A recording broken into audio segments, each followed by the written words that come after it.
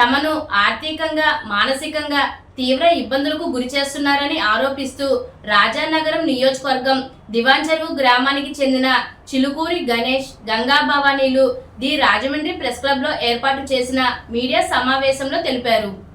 ఈ సందర్భంగా తమకు ఎదురవుతున్న సమస్యలను మీడియా ప్రతినిధుల ఎదుట వెల్లడించి అధికారులు జోక్యం చేసుకొని న్యాయం చేయాలని కోరారు.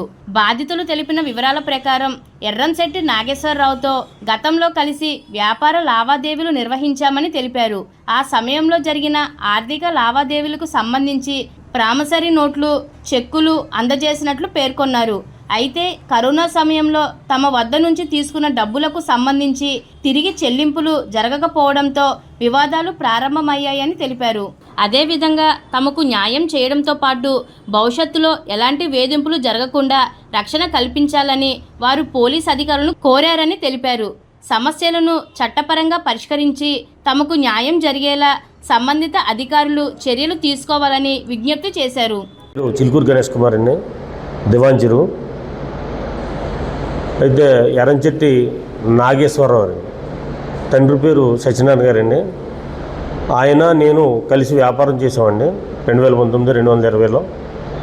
ఆ టైంలో కొన్ని సైట్లు మాకు రావాల్సింది నాగిరెడ్డి లక్ష్మీనారాయణ గారి దగ్గర నుంచి రావాల్సింది ఉంటే అవి అప్పుడు కరోనా టైంలో ఇతను వెళ్ళి నాకు తెలియకుండా అతను రాయించేసుకున్నాడండి. రాయించేసుకున్న తర్వాత నాకు కొన్ని నెలల తర్వాత తెలిసి గొడవ పెట్టగా అది దూడల నాగేశ్వరరావు గారి దగ్గర సెటిల్మెంట్ పెట్టుకున్నామండి. పెట్టుకుంటే ఆ సైట్లు అతనైతే ఎంత ఇచ్చి రాయించుకున్నా అంతే ఇచ్చేసి ఆ పై వచ్చిన డబ్బులతో నువ్వు అతనికి ఇవ్వాల్సిన డబ్బులు ఇచ్చేయని చెప్పి సెటిల్ చేశారండి. ఆ నోట్లు అన్నీ కలిపి నాకు ఇచ్చారండి. ఈ దస్తావేజులు అవి ఇచ్చారండి. సత్యం ఇవన్నీ ఆవిడ ఈయనకి రాసిన సైట్లు అండి. 1415 గజాలండి. అవి తీసుకున్న తర్వాత 3 నెలలు అయిన తర్వాత నేను వేరే వాళ్ళకి అమ్మి రాయమని అడగ వేరే వాళ్ళకి రాయమని అడగ అతను నిరాకరించి అడి తిరిగాడండి. అడి తిరిగినప్పటి నుంచి మేము అయితే అతను దగ్గర నా నోట్లు, మా బాబు పేరు ఉన్నటువంటిది, మా మిస్సెస్ పేరు ఉన్నటువంటి 4 కుంచాల అడ్డు, మా పేరు ఉన్నటువంటి 5 కుంచాల అడ్డు, అంటే 7 కుంచాలు అని ఉంటుందండి. ఈ 2 పేపర్లు, చెక్స్ అన్నీ అతని దగ్గర ఉన్నాయండి. అవి ఖాళీ ఎంటీ స్టాంపులు అండి. వాటి మీద వేరే వాళ్ళ పేరు మీద వాళ్ళ పెద్దనాన్నగారు అబ్బాయి అంటే మాదార్ వెంకటేశ్వరు నెల 12వ తారీఖున రాజానగరం స్టేషన్లో ఇవ్వాలని నాకు ఫోన్ చేశారండి. వెళితే ఆయన ఎవరో నాకు తెలియదు అని చెప్పానండి. అప్పుడు సీఏ గారు అలా కదమ్మా నీ నోట్లు చెక్కులు ఉన్నాయి కదా నీ సెటిల్మెంట్ చేసుకోమన్నారండి. చేసుకోమంటే సరే అని చెప్పి ఇంకెక్కడితో పోదు కదని చెప్పేసి నేను అతనికి అప్పుడు బాకీలు ఇవ్వగా 5 లక్షలు వడ్డీ ఇవ్వాలండి. ఆ 5 లక్షలు వడ్డీ నిమిత్తం దానికి ఇన్నేళ్ళు అయింది కదమ్మా, 5-6 ఏళ్ళు అయిపోతుంది, 9 లక్షలకి సెటిల్ చేశారండి. సరే అండి అని 2 నెలలు టైం పెట్టుకుని వచ్చామండి. వచ్చిన తర్వాత వెంటనే 3 రోజుల తర్వాత ఒక్క నోటి మీద 7,50,000 అంటే గత 25 సంవత్సరంలో వేసాడండి. మళ్ళీ ఆగిపోయాడండి. మళ్ళీ దాన్ని రీప్లేస్ చేసి 3 రోజులకు మళ్ళీ పంపించారండి. అప్పుడు కోర్టుకి వెళ్ళండి. నేను అవి తీసుకునండి నేను వేద్దామని అనుకునే లోపు మళ్ళీ ఇంకొక 4 కుంచాల పేపర్ల మీద కామిల్ లక్ష్మి గారు అండి మొన్న ప్రెస్ మీట్లో నేను చూసి అక్కడికి అదే కారణం అండి ఇక్కడ రావడానికి. వారిని నా మీద వేయమని చీటింగ్ చేసి మొత్తం ఈ కాలిస్టు నోట్లు, చెక్స్ మీద వాళ్ళకి ఇమ్మంటే ఆయన ఎవరో నాకు తెలీదు, నేను ఆయన చూడలేదు, ఆయనకి నాకు తెలీదు, నువ్వు నా దగ్గర డబ్బులు పట్టుకెళ్ళావు, నువ్వు 2 సంవత్సరాలు నాకు వడ్డీ కట్టావు అని చెప్పడం జరిగిందండి. ఇక్కడ నేను మీడియాలో చూశానండి.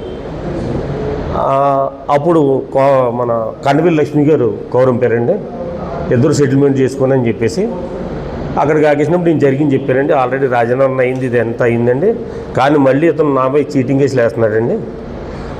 మాదార్ వెంకటేశ్వర కూడా నాకు తెలియదండి. అతని దగ్గర నేను అమౌంట్ తీసుకోలేదండి, అతనికి నేను రాసి ఇవ్వలేదండి. ఇచ్చింది నాకు ఎర్రంశెట్టి నాగేశ్వరరావు గారండి, ఆయన తండ్రి గారి పేరు సత్యనారాయణ అండి. కాకపోతే ఇతనికి పొలిటికల్గా ఆర్థిక బలం ఉండడంతో ఇప్పుడు అందరితో అంటే వాళ్ళ బ్రదర్ ఒక ఆయన గతంలో వైసీపీ అండి, ఆ టైంలో అటే వైసీపీలో తిరిగాడండి. ఇప్పుడు వాళ్ళ తమ్ముడు ప్రెసిడెంట్ అండి వైసీపీకి, జనసేనకి. ఇప్పుడు ఈయనతో తిరుగుతా మళ్ళీ ఇటు అప్పుడు అటు ఇప్పుడు ఇటు అండి ఇలా తిరుగుతా ఇతను నాపై ఒత్తిడి తెచ్చి ఇలా చీటింగ్ కేసులు వాళ్ళ పేరు మీద వీళ్ళ మీద నా మీద వేసి నన్ను ఒక రకమైన హింసకు గురి చేస్తున్నాడండి. అది మీ మీడియా ద్వారా నేను చెప్పాలనుకుంటున్నానండి. దీనిపై బొమ్మూరు స్టేషన్కి వెళ్ళి కంప్లైంట్ ఇద్దామని అనుకుంటున్నానండి. ఇప్పుడు అక్కడి నుంచి మన ఎమ్మెల్యే గారు బొత్తి బాలరామకృష్ణ గారు కూడా కలిసి జరిగిన విషయం చెప్పి తగు న్యాయం చేయాలని నేను కోరుతున్నానండి. పైగా గతంలో కూడా 2-3 తగులు అయినాయండి. వాళ్ళ అప్పుడు టైంలో తర్వాత అతను చంపేస్తాను, నరికేస్తాను, లంచా కూడా ఇలాంటి మాటలు తిట్టడం జరిగిందండి. నేను అవి కూడా రికార్డింగ్ చేశానండి.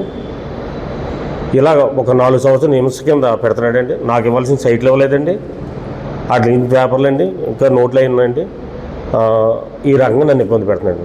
దీనిపై అలాగే దివాంచర్లో నన్ను బ్యాట్ చేస్తున్నాడు. నేను ఎవరికి ఇవ్వాల్సి వచ్చినా నేను ఇచ్చేస్తానండి, ఎవరికి ఇవ్వకుండా ఉన్నా. అది ఈయన ఈ సైడ్లు రాయించుకోవడం వల్ల నేను అక్కడ ఇబ్బంది పడ్డానండి. కొంత పొలం అమ్మానండి, కొన్ని సైడ్లు ఇచ్చానండి, ఇంకా ఒక 4-3 ఉన్నారు, వాళ్ళకు కూడా ఇచ్చేద్దామన్న ఉద్దేశంతోనే ఉన్నానండి.